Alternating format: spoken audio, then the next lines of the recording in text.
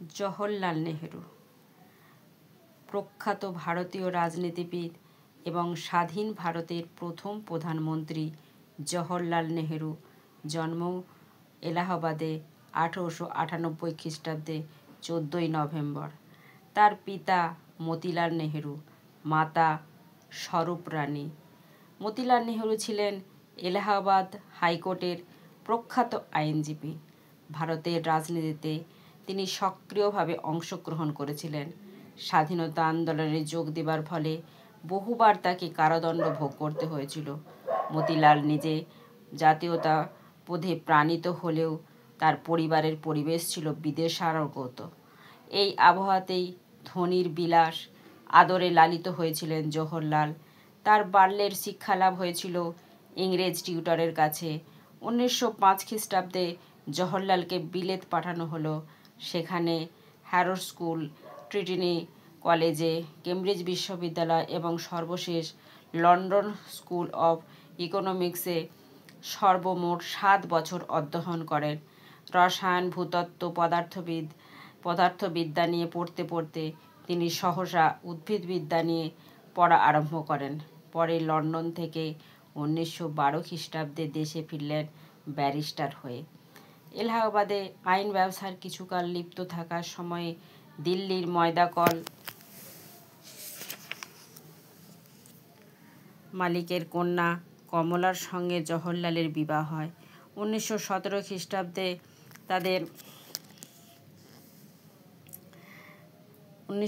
খ্রিস্টাব্দে তাদের কন্যা ইন্দিরার জন্ম হয়।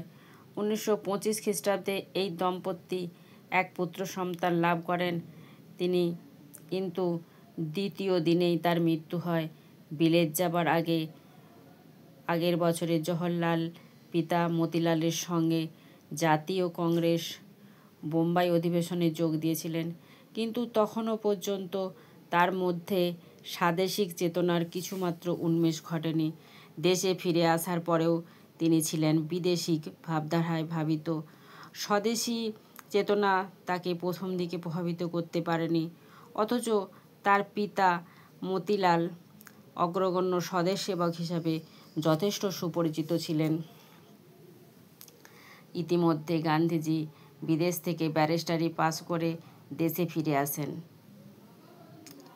1916 খ্রিস্টাব্দে ডিসেম্বরে লখনৌতে কংগ্রেসের যে অধিবেশন হয়, সেখানেই গান্ধীজির সঙ্গে জওহরলালের সাক্ষাৎ পরিচয় ঘটে।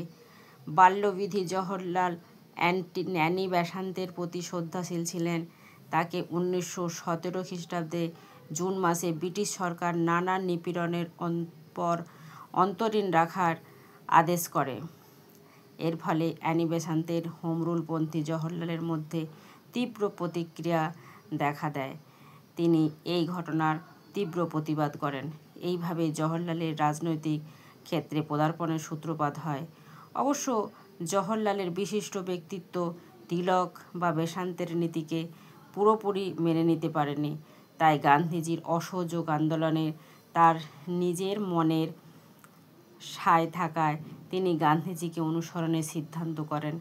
সেই সময়ে রাওলাট অ্যাক্ট বা জালিয়ানওয়ালাবাগের হত্যাকাণ্ডকে ঘিরে ভারতের রাজনীতিতে চলছে প্রবল আলোড়ন।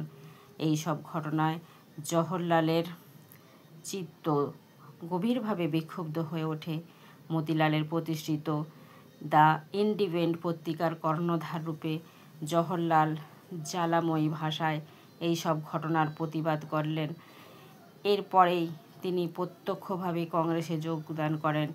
1920 খ্রিস্টাব্দে তিনি এলাহাবাদের কংগ্রেসের কমিটির সহ-সভাপতি নির্বাচিত হন এবং পরে ক্রমে কংগ্রেসের বিভিন্ন কমিটিতে বিভিন্ন পদের অধিকারী হন।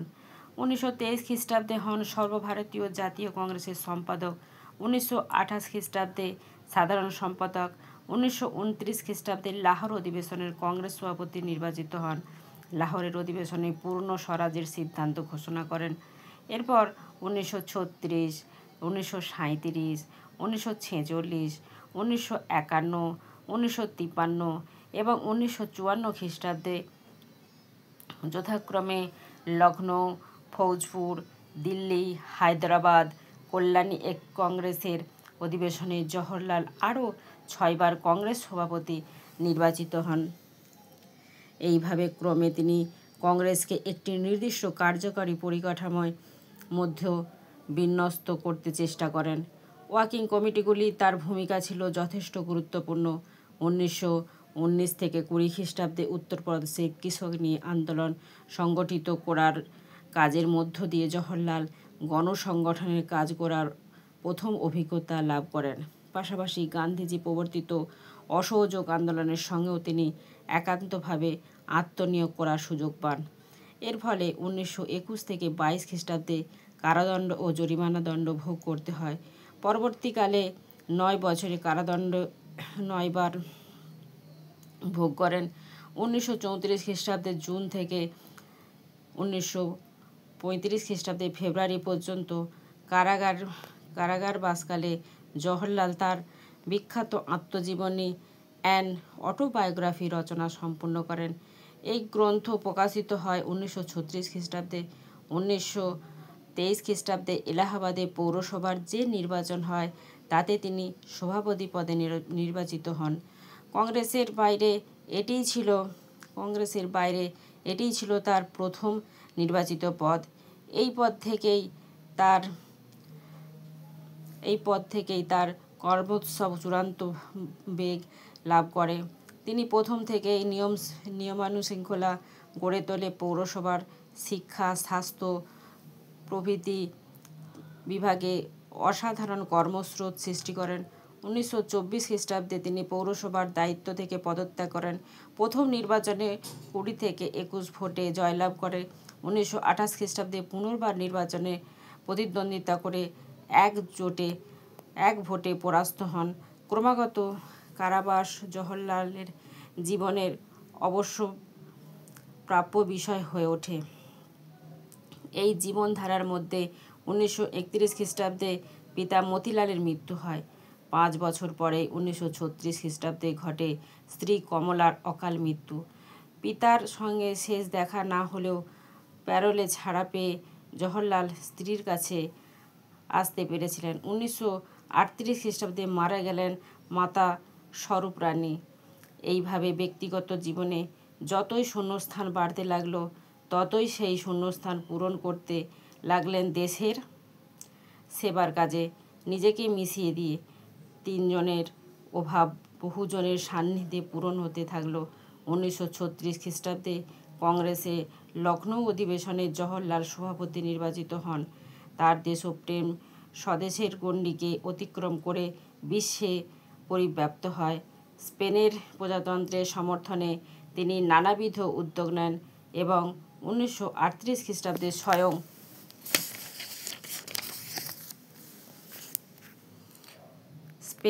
স্পেনে যান।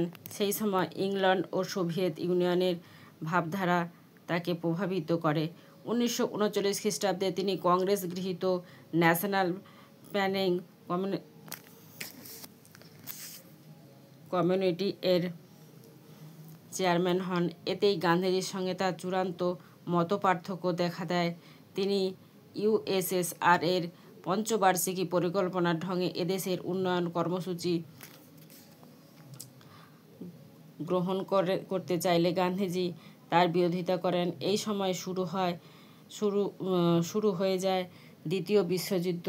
জওহরলাল চীন থেকে ফিরে এসে দেখেন যুদ্ধের ব্যাপারে গান্ধীজি ইংরেজদের পক্ষে, কিন্তু জওহরলাল ছিলেন ফ্যাসিবাদের বিরুদ্ধে। তিনি দেখলেন ইংরেজের সমর্থন করার সঙ্গে ভারতের স্বাধীনতার কিছুমাত্র সম্পর্ক নেই। তিনি কংগ্রেস ওয়ার্কিং কমিটিতে সুভাষচন্দ্র এবং গান্ধীজির প্রস্তাব ও পরামর্শ সম্পূর্ণ অগ্রাহ্য করলেন। যদিও 1942 খ্রিস্টাব্দে ভারত ছাড়ো আন্দোলনের সময় গান্ধী ও জওহরলালের পুনরায় ঐকমত্যে ফিরে আসেন এবং উভয়ে গ্রেপ্তার বরণ করেন। কারাবাস থেকে মুক্তি লাভ করলেন 1945 খ্রিস্টাব্দে। এই সময় ক্যাবিনেট মিশনের মুসলিম লীগের সঙ্গে আলোচনায় বসলেন এবং ভাইসর আহ্বানে অন্তর্বর্তীকালে সরকারে যোগ দেন। 2রা সেপ্টেম্বর 1946 খ্রিস্টাব্দে এরপরেই আসে স্বাধীনতার প্রত্যাশিত দিনটি এবং পূর্ব দিনে সেই ভাগ হয়ে জন্ম হয় পাকিস্তানের